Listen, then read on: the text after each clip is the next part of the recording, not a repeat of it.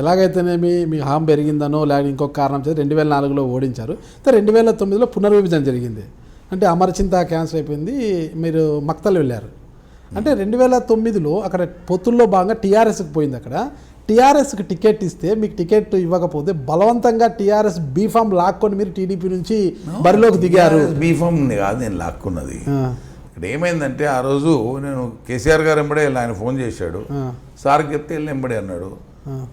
Ticket ఆయన ఖచ్చితంగా అడుగుతున్నాడు, అది కావాలని అన్నాడు. ఎందుకు అడిగారని ఎంక్వైరీ చేస్తే బ్యాక్గ్రౌండ్ అరుణ నేను నేరుగా నేను పోటీ చేస్తే డెఫినెట్గా గెలుస్తా కాబట్టి ఆయనకు టికెట్ రాకుండా చేయాలి తెలుగుదేశం అనే ఉద్దేశంతో టీఆర్ఎస్కు శ్రీధర్ గౌడ్ అనే మా అన్యాన్ని పెట్టించింది.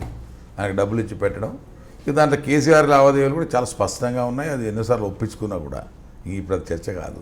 అందుకే నన్ను ఓడగొట్టాలంటే ఇంకో క్యాండిడేట్ అక్కడ పెట్టాలనే ఉద్దేశంతో పెట్టినాడు. ఆ సందర్భంలో ఒక 11 టికెట్లు ఇక్కడ హరీషో కవితనో వేరే వాళ్ళకి ఇవ్వడం, అంటే ఎవరికి ఎక్కడ ఇవ్వాలనే దాంట్లో కొంచెం తేడా రావడం, దాంతో బీఫామ్ మనం కూడా ఏంటి తర్వాత ఆలోచన చేస్తామంటే వేసేసాం. వేసిన తర్వాత మళ్ళీ విత్డ్రా చేసుకోమంటే నేను చేసుకోలేదు. కానీ నేను అప్పటికైనా ఇండిపెండెంట్గానే రెడీగా ఉన్నా. కానీ ఆ పరిస్థితిలో కూడా నేను ఎన్టీఆర్, చంద్రబాబు నాయుడు, బాలకృష్ణ వాళ్ళ ఫోటోలతోనే గెలిచింది తప్ప నేను సొంతంగా గెలిచానని ఎప్పుడు అనుకున్నాను.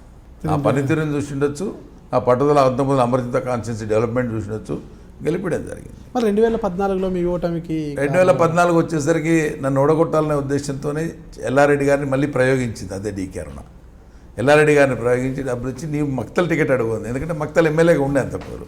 పొత్తులో భాగంగా వచ్చినప్పుడు ఆయనకు నారాయణపేట ఇప్పించాం. ఆ రోజు వచ్చిన అంటే ఆ పొగ అట్లే నిప్పులా రాజు ఇప్పటికీ అది ఇంకా రాజుకుంటానే ఉంది. అంటే రానికుండా చేశాడు. ఎవరు చేసుకున్నది వాళ్ళకే అనుభవిస్తారు. ఆవిడలో మాత్రం ఇప్పటివరకు కొత్త దయాకర్ రెడ్డి ఎవరు చేసుకున్నారు వాళ్ళే అనుభవిస్తారని అనుకున్నా. ఇవాళ ఆమె తమ్ముడు ఆయనతో డిఫర్ అయినాడు కదా.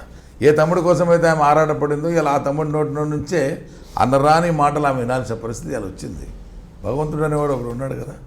సో ఏ తమ్ముడినైతే ఆమె వెనకేసుకొచ్చిందో ఆ తమ్ముడే ఇలా ఆమెకు అన్నరాని మాటలు అన్నట్టు స్పష్టంగా మనం చూస్తున్నాం.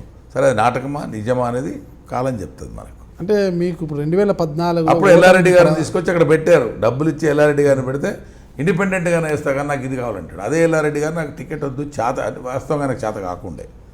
ఎమ్మెల్యే అయినా కాకపోయినా ఆయన 5-6 నెలలే పడుతుందని ఆయనకు తెలుసు. నేను ఎమ్మెల్యేగానే చనిపోవాలా అనే కాన్సెప్ట్ని డెవలప్ చేశారు ఆయన లోపల. ఆయన వేసేసరికి నాకు ఓట్లు డివైడ్ అయిపోయింది.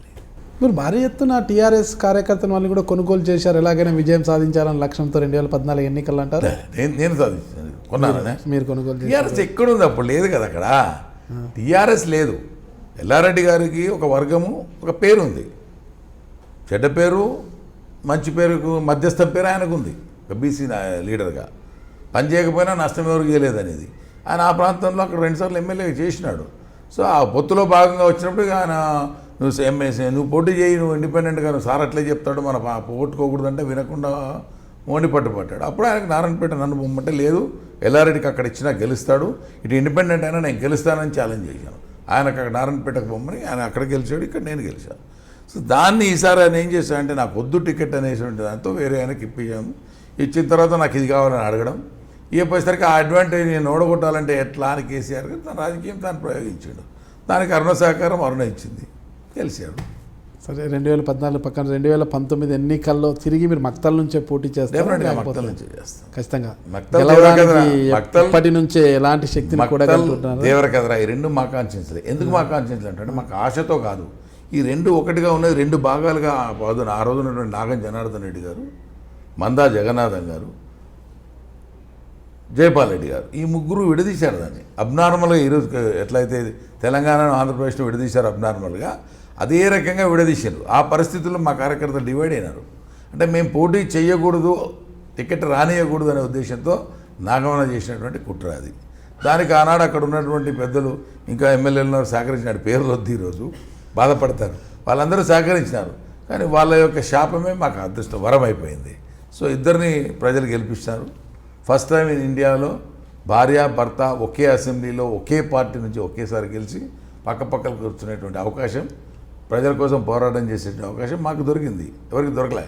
ఆ తర్వాత ఇవాళ ఉత్తమ్ పద్మావతికి దొరికింది, ఇంకెవరికైనా తర్వాత దొరికింటే. Please subscribe I dream.